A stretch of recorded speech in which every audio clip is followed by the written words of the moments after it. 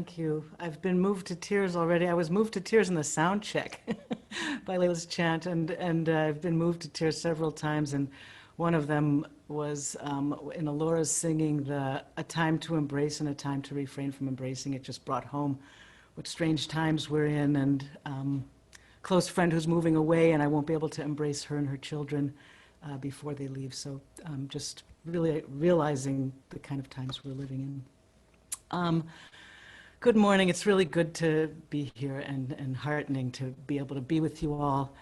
And I want to thank you, Delith, and others for the invitation to talk and to do this. It's my first time doing it, so first times are good. So the title of my talk is Now You Don't See It, Now You Do, Waking Up to the Wondrous and the Horrible. And of course, it's reversing the now you see it, now you don't. And connecting those two, coming into waking up to seeing the wondrous and the horrible. A few weeks ago, it felt like kind of an epiphany to see them as connected. Now it feels like, oh, maybe everybody already knew that a long time ago, but I'm still going to share my senses about that. So when I was growing up in my Jewish suburban house and Jewish suburban living room, there was, like many living rooms like it, there was a really prominent photograph of Jerusalem on the wall, hanging on the wall. Maybe the only difference between mine and other people's living rooms was that my father actually took the picture and blew it up, but it was a kind of classic view from the Mount of Olives. It showed the walled city of Jerusalem, very beautiful. And then there was somehow what was completely, very much prominent in view, but nothing we ever remarked about or noticed, was the most sort of picturesque thing about the picture were two, and part of it was evoking Jewish Jerusalem, sort of this discovery of Jerusalem as a Jewish place. And what we didn't see or didn't notice or ever talk about was the fact that the most prominent picturesque things in view of the picture were these two Muslim holy places, right? The Dome of the Rock, which is a shrine, this beautiful golden dome, and the Al-Aqsa Mosque, which was then shiny silver. So these two domes were very much in view, and we just didn't ever see it or notice it. And part of the question, many years later is, what were these mosques doing in all these Jewish living rooms, and why didn't anybody seem to notice or say anything about it? So, years later, through my own journey that I won't go through now, I came to see what wasn't visible there, because in order to not see that, you have to not see that there are other people living there, Arab, Palestinian, Muslim, Christian, in order to keep the story of it being, Jewish, Jerusalem, our Jerusalem. And so through my own journey, I came to see that through people that I met in years of living there. And I came to eventually, explore and discover and eventually write about, a lot of what was kept out of sight or what wasn't remarked upon, and sort of bringing that back into view. And, in fact, connecting it to my teaching, I teach a class on the Arab-Israeli conflict in Middle Eastern literature and film. And one of the things I realize, and I say this to the students, is the only thing I want to happen, everybody comes into that class, it's like half people affiliated with Israel, half people affiliated with Palestine. And I tell the class, everybody comes in saying, yeah, I know all about the Arab-Israeli conflict, or they say, with one eye covered, or they say, yeah, I know all about the Arab-Israeli conflict. And what I say, and what my only desire, in teaching that, is for everybody in the room to have at least one opportunity, and maybe more than one opportunity, where they actually keep both eyes open. Keep both eyes open for as long as they can stand it. Right, and allow in other information. So a very different kind of experience of going from not seeing to seeing, that I'm sure many of you have had before, and I probably have this kind of experience multiple times in a day, is the experience of suddenly seeing something that you didn't notice before, seeing it for the first time, right? It's been there all along, nothing about it is new, but it's totally new to you because you have not seen it. You somehow haven't noticed it before. Real common, area in which this happens is things in nature, right? Often these are also, beautiful things. They're things that inspire a sense of awe and wonderment at the fact, at the shape or the form of what it is you're seeing. And then there's also usually accompanying with this kind of seeing, going from seeing from not seeing to seeing, a kind of feeling of like a thrill or delight, like in the very fact of noticing it for the first time. You know, like, how did I not notice? You know, I love the days and times when I can say, I'm 62 years old and this is the first time I've ever seen da da da da da da, right? And there's something like wondrous, you know, rapturous and delightful and thrilling, both about the thing that you're noticing, but also about the fact that how could I have been walking around all this time and not seen it? So just, you know, you can all think of many, many examples, but I'll just say somehow, you know, until 2 years ago, I had never noticed that trees like maple trees and other, you know, trees like that, that they have flowers that come out before the actual leaves come in, and that the flowers are these amazingly looking things that look completely different than the leaves that will eventually be there, that we recognize them by those leaves. Somehow, for 60 years, I walked around. I was here in springtimes, never noticed it before. And when I did, it was absolutely astounding. You know, it was like, how could I not have seen this all this time? You know, and it was beautiful and amazing, but also really fun somehow, or surprising that I just somehow hadn't seen what was always there all this time. Another example, and I know, you know, some of you, you know, have had this too, but I didn't experience this till last year, right? Monarch, you know, for the first time last year, I got a couple of monarch caterpillars and had them inside and was actually able to observe their transformation. Okay, I mean, I knew about it before. I had heard about it. I knew, you know, used it as a metaphor, going from caterpillar to chrysalis to butterfly, you know, but I'd never seen it myself. I'd never witnessed it, and it was totally different, right? And I happened to be there. I had no idea, for example, that you know, I thought it was all just like slow because it was just information, you know, about a transformation. I didn't know, and I happened to be lucky enough to witness the 2 or 3 minutes during which the caterpillar turns to goop and transforms into the chrysalis. It happened like literally before my eyes. The thing that was the caterpillar became green. I had no idea. And again, other people, many of you, I'm sure you've all seen this, or many of you have, but again, it was this feeling of, I've been I mean, I knew the information, but I didn't know it. I had not seen it, right? And it was a huge difference between knowing something and experiencing it or seeing it actively in a really alive way. It also doesn't have to be something, you know, gorgeous and rapturous. I just, you know, what came to mind when I was thinking of this the other day was I remember when, you know, my son was younger and he had really long hair. It's like Slash was his idol, you know, so he had very, very long hair. And he took, I think, the longest showers in existence, right? He'd take these long showers. And so one day I noticed that at the bathtub drain, you know, the circular thing with holes in it, there was this beautiful design or pattern that was formed from his hair and shower grime. And it was like, I saw it in this moment as like sacred geometry. I mean, and I actually took them out, you know, normally you just I took them out and put them on paper and dried them because they looked so beautiful to me. I showed it to a friend and she just kind of, you know, burst out laughing because it looks like, you know, shower goop, right? But it was like I had never seen it before, and I saw it for the first time, and it was just, again, both it looked beautiful to me, even you know, shower goop or hair, but it also was surprising, this sort of thrill, you know, at it being surprising that I noticing it for the first time. So for all of these kinds of experiences of coming into seeing what you hadn't seen before, the experience is one of delight, of wonderment, and also of like brimming over with gratitude that you've gotten to the point of like pausing to smell the roses, right? That sounds like a cliche, pause to smell the roses, but that's kind of what I'm talking about. You know, that there's this feeling of brimming over gratitude that you got to a point where you actually paused, you know, and noticed what there was to notice. And so you know, the difficulty. Somebody, John's is unmuted. So the difficulty here is not in the information that you're witnessing. That's sort of thrilling and delightful. What's hard, as we all know from our experience, the challenge is getting to the point where you let yourself pause and notice, right? As we all know, we can spend a high percentage of our life or our given day in distraction, you know, on the way to something else, not pausing, not seeing, not noticing. And it can really be, and it really is, I feel, you know, the work of a lifetime to bring sacred pausing and noticing into our lives. So the difficulty with that kind of noticing, you know, going from not seeing to seeing, is in the pause, in getting to the place where you see it, not in the experience of seeing it, which is, you know, delightful. You know, it reminds me of you know, Tara Brach, the Buddhist therapist. She once told, like, one of the first times she gave a big public talk, it happened to be she was coming right after the Dalai Lama, I think it was, and she was in her, so she was nervous about giving the talk, and she had in her mind, she was like going through her mind what she was going to say, and he went before her, and she thought she had a good 10 minutes until her talk, and then all he said was, he went up there and said, attention, intention. Thank you.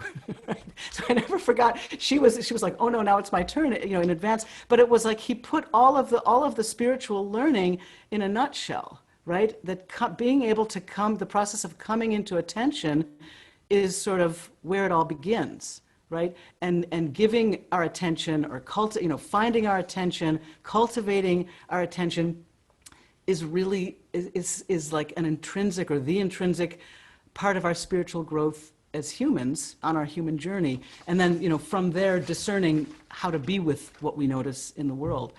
But what about when what you didn't see and then come into seeing is something that's really horrible, right? That's something that's really disturbing, when it's something that's even incriminating?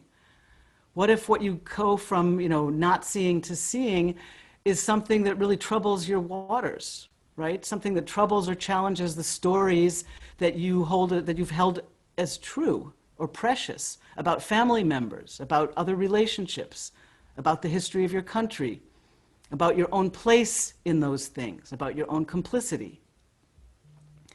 Like many people, or white people, or I would say people of pale color, after the murder of George Floyd, I realized in some sort of abrupt way that I had a very schematic, limited, partial, incomplete versions of things that I was sure that I knew, things I thought I knew, right?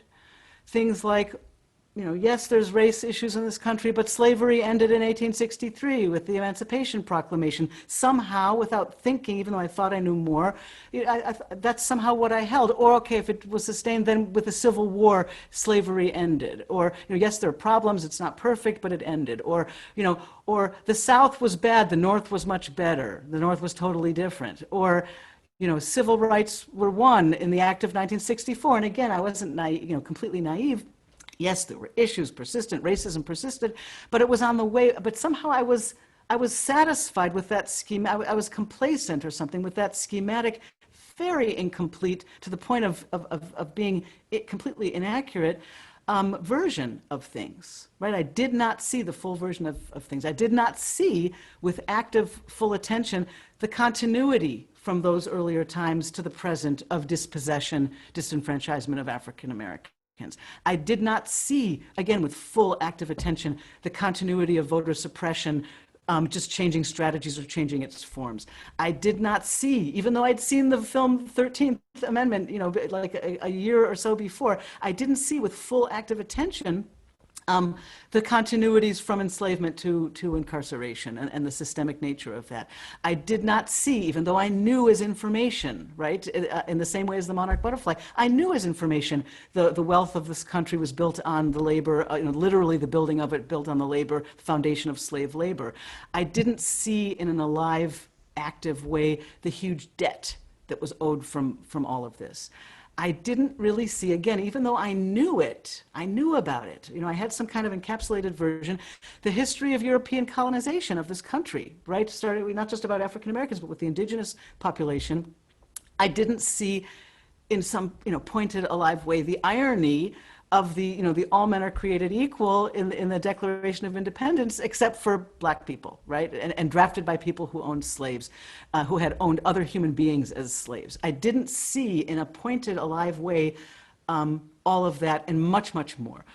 All of those things I knew about. It wasn't that I was ignorant of them. I knew about them, but like with the monarch caterpillar, it was just, it was like information. It was like headlines. It was very schematic and partial.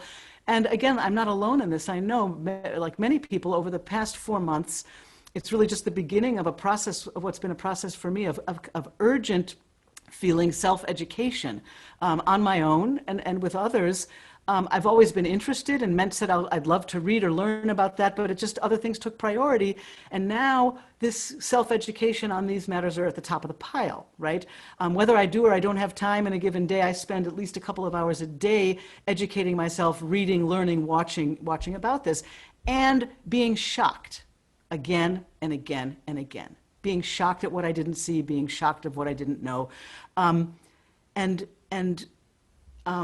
Again, all of this, I just want to, connecting to the other things, none of this is new. All of this that I'm just finding out for the first time, it was all there all the time. I just didn't see it. I just didn't pay attention, right? And much of what, from this being shocked and much of what I'm learning in this active, attentive, fully attentive way, my response keeps being, at what has happened, this is criminal. This is criminal. This is criminal. That is what I keep, that's my reaction that I get to. And, the question again emerges, how could I not have seen all of this? How could I have not known all of this beyond a kind of schematic headline about it? So, there are so many ways, so many reasons that we don't see what's in plain view. And it's not a crime. I'm not evil, you're not evil, I'm not criminal, you're not criminal, for not having seen these things before. I mean, as I was mentioning just now about the thing about our history, the history of the country, having schematic understandings of the world around us is it's economical, it's practical. I don't have to examine every single tree in all of its detail to be able to come to the conclusion that's a tree, right? It's kind of, if I took in everything, it would be overwhelming. But so we're always, in all kinds of things, we're always coming up with economical kind of schematic partial versions of the world around us. But, if it's about a tree, it's not a problem. But if there are patterns of what's left out of the picture, right, that then get internalized in us and mistaken for the whole picture, that's when we have a problem. But the fact that it happens is really understandable. It's part of human perception. It can also, the ways that we don't see that aren't necessarily we're guilty of some crime is that we're not paying active attention. Some of these things that I learned, say in school, I wasn't paying attention, right? Or I learned when I was paying attention to other things. Right? I learned, for example, when we're preoccupied with survival, with perceived or real threats, or feeling anxious about things, our focus gets narrowed and we don't notice. We don't see the rest, right? We don't see other things. Basically, it's unless it comes and bites you on the ass, we might not notice something unless it comes and affects us. Another reason that we don't see things that is, sort of not criminal or evil is that, certain things, it becomes normative, like I was talking about with the picture of Jerusalem. It becomes normative among other people in your milieu that something is unremarkable, right? That there's nothing to notice here, that there's nothing that's unusual. I've been struck anytime I've seen these photographs of white people, huge audiences of white people at lynchings. And part of what strikes me the most about it is, they're there for the entertainment. They're smiling. They're watching it as if it's entertainment. And I think, again, I think, how could they not see what's happening to this black person, this black human, this black body? And it's because it's normative, because everyone around us is acting as if this is normal and not acting as if it's shocking and not acting as if it's anything remarkable and literally not seeing it as in its full form of what it is. Again, in the same way that the people in my Jewish suburban upbringing literally did not see the mosques in their living rooms, right? It was just like not something that was normative not to see it. So, it can also be the case sometimes there are filters, that may render certain things, invisible, and those get sorry, that's my timer telling me I got a minute or two. And things get institutionalized, right? It gets, like say in school textbooks, right? It gets passed on, right?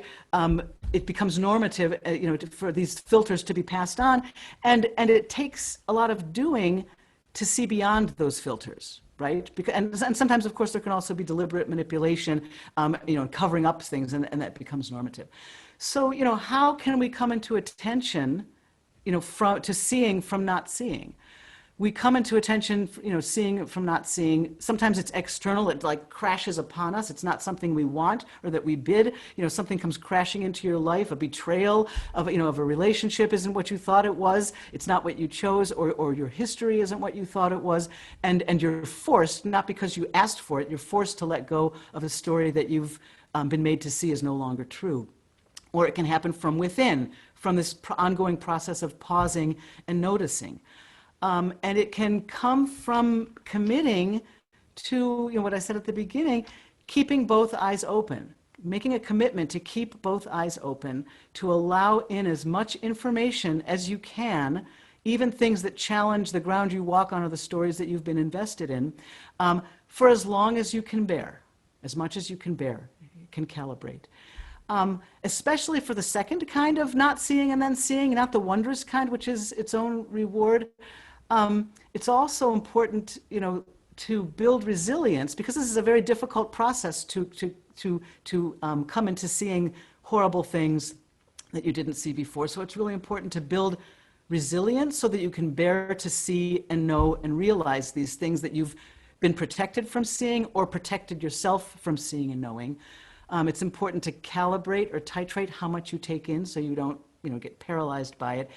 And, to keep on allowing in information that may challenge or complicate the ground you stand on, your place in the world, and what you may be called on to do, and how you may be called on to act differently in the world once you've come into that knowledge.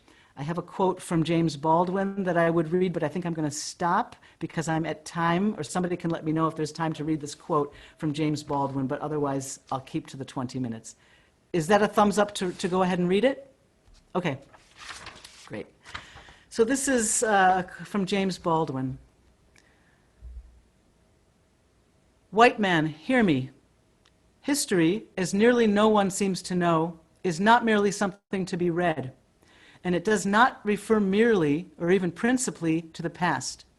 On the contrary, the great force of history comes from the fact that we carry it within us, are unconsciously controlled by it in many ways. And history is literally present in all that we do. It could scarcely be otherwise, since it is to history that we owe our frames of reference, our identities, and our aspirations. And it is with great pain and terror that one begins to realize this. In great pain and terror, one begins to assess the history which has placed one where one is and formed one's point of view. In great pain and terror, because therefore one enters into battle with that historical creation, oneself, and attempts to recreate oneself according to a principle more humane and more liberating. One begins the attempt to achieve a level of personal maturity and freedom which robs history of its tyrannical power and also changes history. Thank you.